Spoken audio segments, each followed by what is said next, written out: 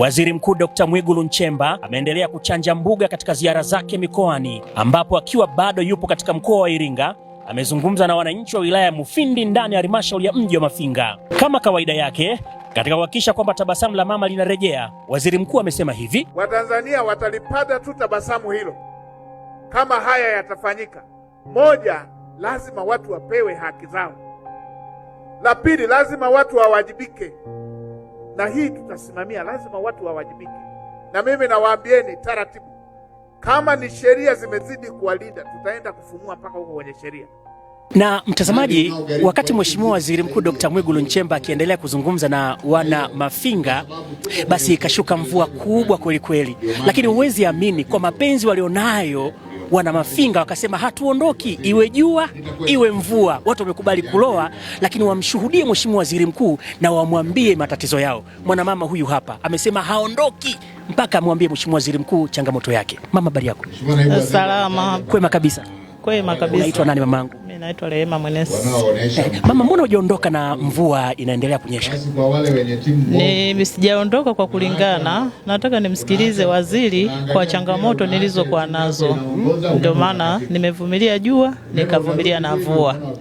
Kwa sababu huyu baba ni baba wa Mwenyezi Mungu aliyezaliwa, mwenye mioyo ya pekee, anayetatua matatizo ya wananchi, na mimi ndio maana nimevumilia. Hongera sana mamangu. Amina. Haya, asante sana.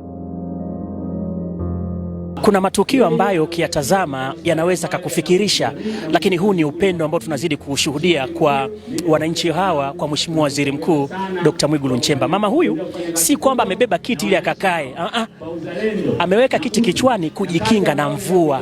Mtazamaji, mama, habari yako? Salama. Kwema kabisa. Kwema kabisa. Imekuwaje, mbona kiti kichwani?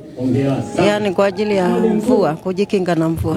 Mbona hujaondoka? Wengine walikuwa wanasogea pembeni, lakini ukasema mimi nachukua kiti nijikinge na mvua. Imekuwaje? Kwa nini unataka kumwona waziri mkuu?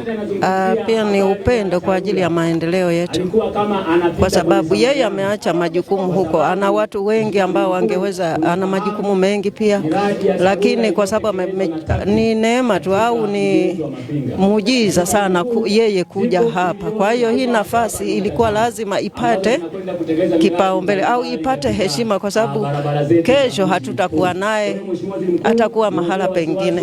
Kwa hiyo ndio maana niliamua kuacha shughuli zangu, nikaacha kila kitu kwa ajili ya kuja kumsikiliza.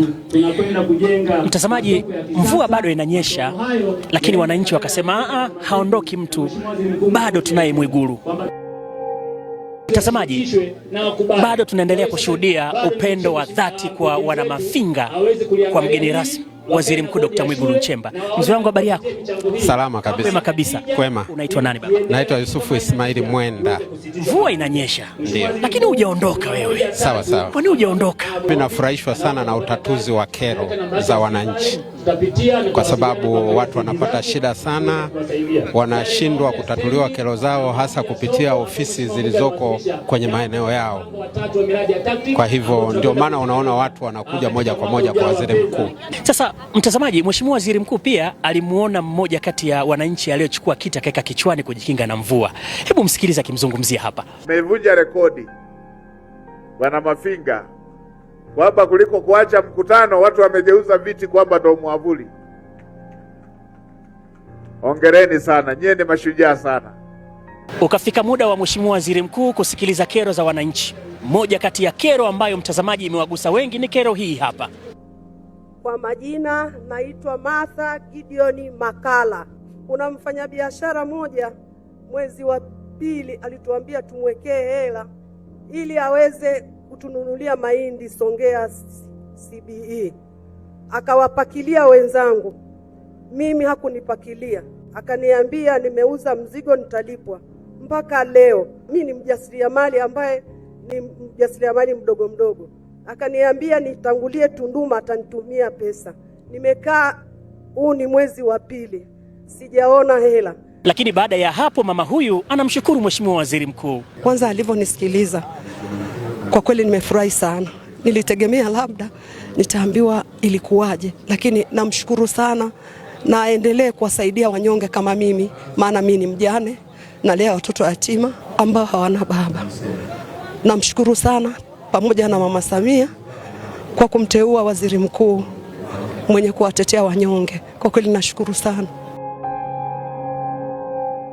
Naam, mtazamaji, dhamira ya Mheshimiwa Rais Daktari Samia Suluhu Hassan ni kuleta tabasamu kwa Watanzania, na haya tunayaona kupitia ziara hizi za Mheshimiwa Waziri Mkuu Dr. Mwigulu Nchemba hapa Mafinga mkoani Iringa. Mimi ni Beni Mwanantala.